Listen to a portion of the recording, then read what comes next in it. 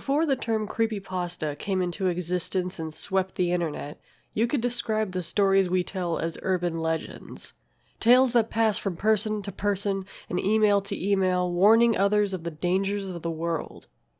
You could find me on Snopes.com for hours reading through the horrors section for these stories, and to this day there are a few that stick out in my mind, no matter how debunked and ridiculous they are. If you can suspend your disbelief for a moment, the idea that these stories are true is concerning, and to me a great source of entertainment. I want to share with you a few of the terrifying urban legends that I still think about to this day, and in turn, got me interested in the creepypasta genre. Brown Betty. A young woman was getting married, and she wanted to look her very best.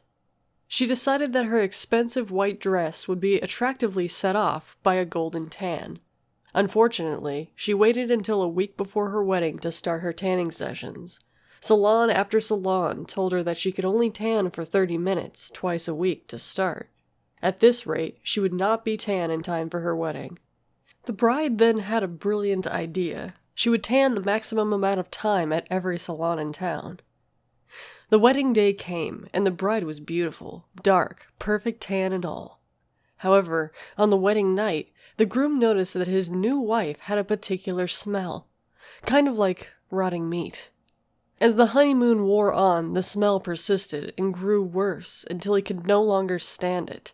He insisted that his bride go to the hospital to find out what was causing the awful stench. Doctors examined her carefully, but couldn't identify the source of the odor. The bride's health began to fail, and after a few days, she died. When the autopsy was performed, the horrified coroner discovered that the woman's internal organs were cooked.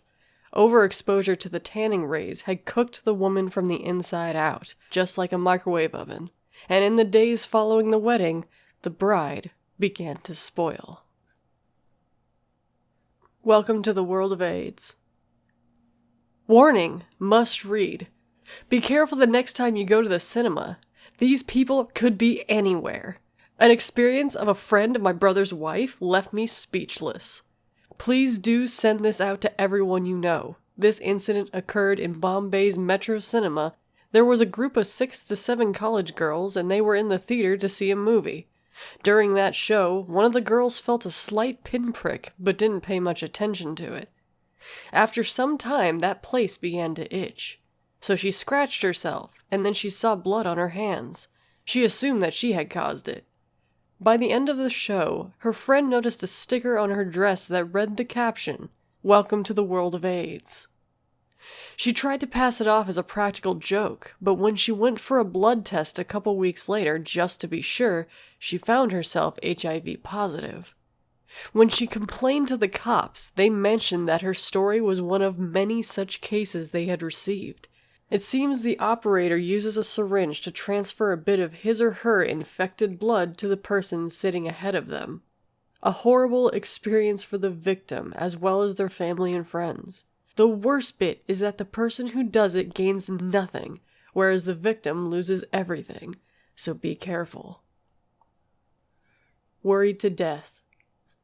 This is a story about Nick Sitzman, a strong young bull of a man who worked on a train crew. It seemed Nick had everything: a strong, healthy body, ambition, a wife and 2 children, and many friends. However, Nick had one fault. He was a notorious worrier. He worried about everything and usually feared the worst. One midsummer day, the train crew were informed that they could quit an hour early in honor of the foreman's birthday.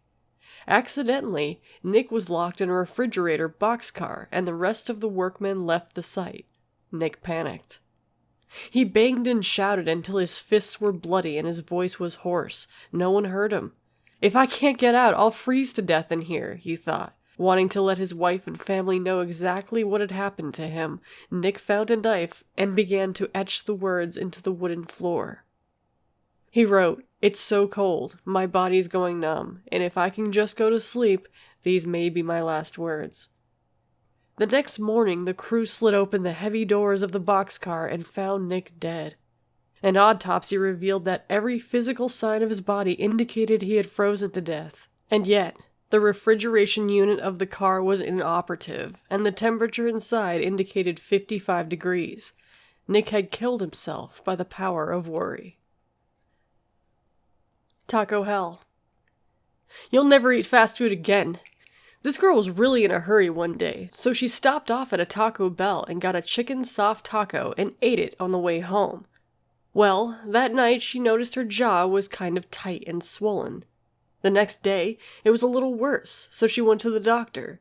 He said that she had an allergic reaction to something and gave her some cream to rub on her jaw to help.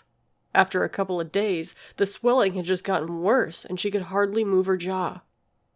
She went back to her doctor to see what was wrong. The doctor still had no idea, so he started to run some tests. They rubbed out the inside of her mouth and got some tissue samples, and they also took some saliva samples. Well, they found out what was wrong. Apparently, her chicken soft taco had a pregnant roach in it, and she ate it. The eggs then somehow got into her saliva glands, and she was incubating them in her mouth. They had to remove a couple layers of the inside of her mouth to get the eggs out. If they hadn't figured out what was going on, the eggs would have hatched inside the lining of her mouth. She's suing Taco Bell, of course. Runaway Truck. A semi-truck driver, a truckie, was taking loads between Melbourne and Adelaide. Just outside Adelaide, the highway descends a range of hills, including a notorious hairpin bend called the Devil's Elbow. Scattered all throughout the parts of the hills are short, uphill safety ramps where a truck with failed brakes can roll to an emergency stop. One day, a truckie was just approaching Eagle on the Hill, a couple of miles above the Devil's Elbow, when he lost his brakes. It's a busy road, and he had a full load on board. Unable to slow down, he careened along, flashing his lights and blaring his horn, swerving all over the road as he wrestled with the truck. Miraculously, he kept on the road, and the cars cleared out of his way. If he could keep the truck upright and get around Devil's Elbow, there was a safety ramp a few hundred yards beyond. By a miracle, he made it around the bend without rolling, and turned the speeding truck off onto the safety ramp. But there, halfway up, was a family having a picnic. Deadly Hand-Me-Down. Recently, there was a certain story spreading over the entire Midwest which took everyone by storm. It seems there was a banquet at a prominent hotel in a certain city. One particular girl who was going decided it was important enough to have a new dress. She bought one at a local department store, a simple but exquisite gown. At the dance after the dinner, her escort noticed a particular odor while she was dancing. She had been feeling faint, and she believed it was the odor. She thought the dye in the dress had faded, and that she was going to the washroom to take off the dress. There was nothing wrong, so she went back to the dance again. However, she felt more faint. The odor still remained. She thought she had better sit down, and on the way back to her table, she fainted. Her escort took her home and called the doctor, but she died before he got there. The boy explained about the odor, and the doctor investigated the dress and found that the dress had a familiar odor. He ordered an autopsy, and they discovered that the girl had formaldehyde in her veins. The drug had coagulated her blood and had stopped the flow. They investigated the department store where she had bought the dress, and learned that the dress had been sold for a corpse and then had been returned and sold to the girl. When she perspired, her pores opened and took in the formaldehyde which killed her. Washing machine to death.